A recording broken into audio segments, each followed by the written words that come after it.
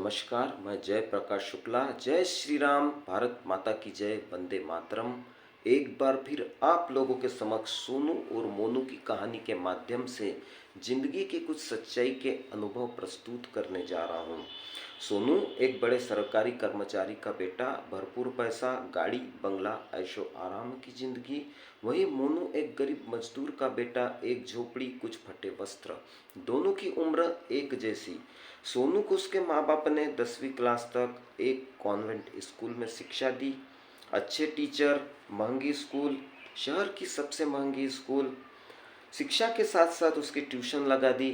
संगीत की रुचि के कारण संगीत क्लास लगवा दी। वह अन्य कई क्लास लगा दी। और इस तरह सुबह से शाम तक सोनू का समय पढ़ाई लिखाई व क्लासेस करने में बीत जाता था। वहीं मोनू को उसके माँ बाप ने 10वीं तक एक सरकारी स्कूल में एडमिशन करवा दिया, जहाँ सरकारी स्कूल में उसकी शिक्षा हुई। कोई ट्यूशन नहीं, कोई फीस नहीं, एकदम निम्न स्कूल में उसकी शिक्षा हुई। स्कूल जाने के साथ साथ मोनू कुछ भंगार बेच लेता था, कहीं फल का ठेला लगा लेता था, थोड़ी मजदूरी कर लेता था। और इस तरह से दोनों का समय बीतता गया। मोनू का समय भंगार बेचना, शिक्षा प्राप्त करना, फल बेचना, इसमें बीतने लगा। वहीं सोनू का समय संगीत क्लास, उच्च शिक्षा, ट्यूशन, अच्छे सर, इस तरह बीतने लगा। 10वीं क्लास तक पढ़ने के बाद सोनू के पिताजी ने सोनू की पढ़ाई में काफ़ी पैसे खर्च कर दिए। जबकि मोनू की पढ़ाई सरकारी स्कूल में हुई, इसलिए मोनू के पिताजी की लागत काफ़ी कम लगी थी। 10वीं क्लास में उत्तम मार्क्स आने के कारण सोनू के पिताजी ने सोनू को शहर के बाहर एक महंगे एडमिशन स्कूल में एडमिशन करवा दिया। उसका एडमिशन कराने के बाद उसको मेट्रो सिटी में, बड़े शहर में JEE, NET जैसे कई कॉम्पिटिटिव एग्ज़ाम की क्लास करवाने के लिए उसे राज्य के बाहर पर राज्य में भिजवा दिया गया। काफ़ी पैसा किया, काफ़ी बड़ी क्लास, काफ़ी प्रतिष्ठा वाली क्लास और काफ़ी महंगी क्लासों में सोनू का एडमिशन करवा दिया गया। वहीं मोनू ने 10वीं की पढ़ाई पास करने के बाद 12वीं तक एक साधारण स्कूल, साधारण कॉलेज में अपना एडमिशन करवाया।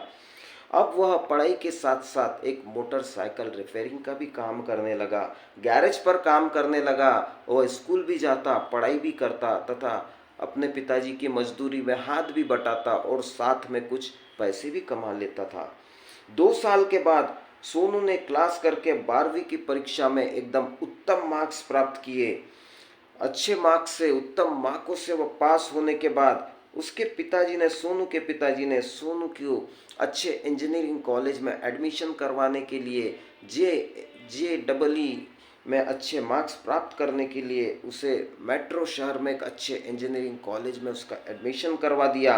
वहीं 2 साल में मोनू ने साधारण मार्क्स से 12वीं की परीक्षा उत्तम की और मोटर गैरेज का काम सीख लिया और अपने लिए कुछ पैसे भी कमा लिए।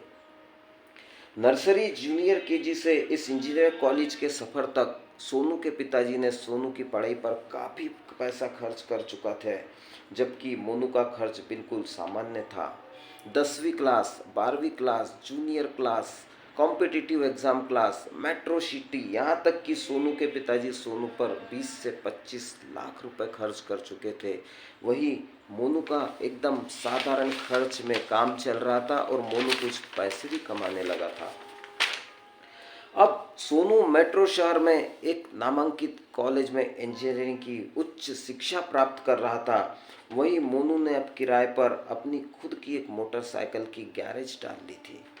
अब प्रतिवर्ष सोनू के पिताजी सोनू की पढ़ाई में, उसके रहने का खर्च, खाने का खर्च, हॉस्टल का खर्च प्रतिवर्ष 1 से 1.5 लाख रुपए, 2 लाख रुपए तक उसे वहाँ पर देने लगे पढ़ाई के लिए। वहीं मोनू गैरेज का काम करके प्रतिवर्ष 1 से 1.5 लाख रुपए बचाने लगा। वह अपने परिवार का पालन पोषण करने लगा। अब 4 वर्ष के बाद सोनू को एक अच्छी कंपनी में जॉब मिल जाता है। 7 लाख रुपए प्रति पैकेज, 7 लाख रुपए पैकेज पर एक जॉब मिल जाता है। वही इन 4 वर्षों में सोनू ने अपना खुद का मोटर गैरेज, खुद की ज़मीन सब खरीद ली थी और एक अच्छा सा बिजनेस स्टैब्लिश कर लिया था। मेट्रो सिटी में सोनू का फ्लैट का खर्च, कंपनी का खर्च, कंपनी तक जाने का खर्च, खुद की car, car maintenance, flat maintenance, 7 lakh के पैकेज में भी उसे ये सब कम पड़ने लगा। इसलिए पिताजी से रिक्वेस्ट की और पिताजी अपने पगार से कुछ पैसे सोनू को भेज देते ताकि उसका जॉब और उसकी ज़िंदगी आराम से चल सके। वहीं मोनू ने पैसों की बचत कर अपने माता पिता को पैसे देने लगा, पैसों की बचत कर परिवार का पालन पोषण करने लगा तथा अब अपने पिताजी को उसने मजदूरी बंद करने के लिए कह दिया था और अपने गैरेज पर उन्हें मैनेजर के पद पर नियुक्त भी कर चुका था। चूंकि अभी सोनू को अपना कैरियर बनाना था, इसलिए उसकी विवाह की बिल्कुल इच्छा नहीं थी। सोनू कहता था अभी मुझे अपना कैरियर बनाना है, अभी तो मेरा करियर शुरू हुआ है, इसलिए मुझे किसी प्रकार का कोई विवाह नहीं करना है। वहीं मोनू अपना विवाह कर लेता है। 2 साल बाद सोनू की कंपनी सोनू को विदेश भेज देती है और वह विदेश जाकर अपना कार्यभार संभाल लेता है। वही मोनू यही अपना गैरेज का काम करते हुए अपने परिवार के साथ आनंद से समय व्यतीत करता है और पैसे भी कमाता है। अब दोनों की उम्र 25 वर्ष हो चुकी थी। सोनू अभी भी अपना कैरियर बनाने के लिए लगा हुआ था, अपना विवाह करने में उसे कोई रुचि नहीं थी।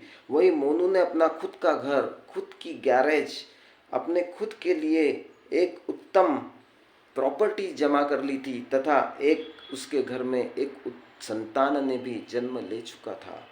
अब दोनों की उम्र 27 साल हो चुकी थी। सोनू के पिताजी अब तक अपना सारा पैसा प्रोविडेंट फंड, ग्रेजुएटी इत्यादि सोनू की पढ़ाई लिखाई, उसका कैरियर बनाने, उसे विदेश पहुंचाने में खर्च कर चुके थे। वही मोनू का कैरियर बन चुका था, उसकी संतान हो चुकी थी और उसकी संतान ने जूनियर केजी में प्रवेश ले लिया था। मोनू के संतान की विद्या आरंभ हो चुकी थी। अब दोनों की उम्र 32 वर्ष हो चुकी थी। मोनू की संतान ने तीसरी क्लास में प्रवेश ले चुका था, परंतु सोनू अभी तक अविवाहित है। अब सोनू की उम्र 35 वर्ष हो चुकी है। सोनू के पिताजी उससे कहते हैं बेटा, मैंने अपने जिंदगी की सारी कमाई, सारा पैसा, मेरा प्रोविडेंट फंड, ग्रेजुएटी, जितना कुछ धन दौलत मेरे पास था, मैंने सब तेरी पढ़ाई लिखाई और तेरी करियर बनाने में खर्च कर चुका हूँ। मैंने तुझे दे दिया है। मैंने तुझसे आज तक 1 रुपए की मदद नहीं मांगी और मुझे आने वाले दिनों में आपसे 1 रुपए की मदद की उम्मीद भी नहीं है। परंतु बेटा, अब तेरी उम्र 35 वर्ष की हो चुकी है। अब तू हमारे लिए एक अच्छी सी बहू ले आ। तेरी माँ अपने पोते को गोद में खिलाने के लिए लालायित है, अपने पोते का मुंह देखने के लिए उत्सुक है। एक अच्छी सी बहू लेकर आजा बेटा। इस पर सोनू कहता है पिताजी, आपको अपने पोता पोती की पड़ी है, अभी तो मुझे अपना करियर बनाना है और बनाने के बाद मुझे अपने स्टेटस से अपना विवाह करना होगा। मैं आपकी आज्ञा अनुसार कोई गांव की गंवार से थोड़ी विवाह करूंगा। अभी तो मेरा करियर बनना बाकी है। मेरा स्टेटस देखो, मेरी पोजीशन देखो, मुझे अपने स्टेटस से विवाह करना होगा। और आपने मेरे लिए किया ही क्या है? मुझ में क्वालिटी थी, मुझ में गट्स थे, उसी क्वालिटी, उसी गट्स के आधार पर आज मैं यहाँ पहुँचा हूँ। आपने मेरे लिए क्या किया? मैंने अपने टैलेंट से परीक्षाएं दी, मैंने टैलेंट से अपने एग्ज़ाम क्रैक किए और सफलताएं हासिल की। आज मैं अपने मेहनत के दम पर यहाँ तक पहुँचा हूँ। आप मेरे विवाह की चिंता मत करो, मैं अपना विवाह खुद कर लूँगा। दोस्तों, ये जिंदगी की एक रियल स्टोरी है। इस कहानी का उद्देश्य किसी की भावनाओं को दुख पहुंचाना या ठेस पहुंचाना नहीं है, न ही किसी का दिल दुखाना है, बल्कि समाज की एक सच्चाई है जिसे मैं आप लोगों के सामने प्रकट करने की कोशिश कर रहा हूं और मैंने कोशिश की है। फिर भी यदि किसी की भावना को दुख पहुंचे तो मैं क्षमा प्रार्थी हूं। हम अपना करियर बनाने के चक्कर में अपनी सारी उम्र गुजार देते हैं। 35 वर्ष, 40 वर्ष, करियर आज तक किसी का बना नहीं है। कैरियर तो एक सब्जी बेचने वाले का भी बनता है, कैरियर है तो एक फल बेचने वाला भी बना लेता है, करियर तो एक मोटरसाइकिल गैरेज में काम करने वाला भी बना लेता है। और करोड़ों की प्रॉपर्टी, करोड़ों की संपत्ति होने के बाद भी आप सोचते हो कि मुझे अपना करियर बनाना है। इसीलिए इस कहानी को मैंने आप लोगों के लिए, आप लोगों को मेरे मन के जो भाव थे उससे कुछ प्रकट किया। फिर भी यदि किसी को कुछ दुख पहुंचा हो तो क्षमा प्रार्थी हो। धन्यवाद।